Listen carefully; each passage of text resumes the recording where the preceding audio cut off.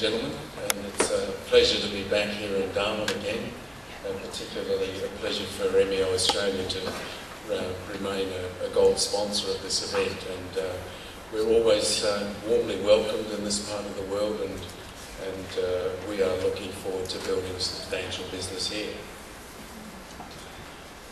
In terms of the context, I'm giving an outline here of the presentation, but there is a context that's creeping up on the industry called use it or lose it, and that is really shaping a change in behaviour in various companies. Resources that have been sitting idle for a long time will no longer continue to do so, and it's encouraging to see that the discoveries that were made in 1969 are now seeing a potential commercialisation path. And notwithstanding the tremendous movement forward in technology, that's obviously an enabling feature of that. And it's also encouraging to see Norisuga-san talk about becoming an overnight success, and it only took 10 years to do that.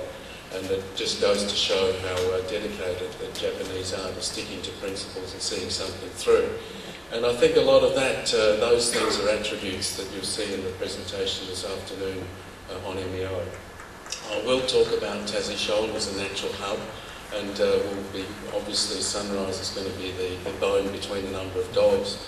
A regional perspective on what makes, where the gas is in the region and what some of the drivers are. And having been an analyst, an energy analyst, I'm going to run through some Economics 101 on what drives economics for gas development. And I've put in there gas ain't gas, and that's a hark back to the days of Castrol GTX, and you may remember those times. I will quantify some pipeline savings that demonstrate the advantages of Tassie Shoal as a central location for development.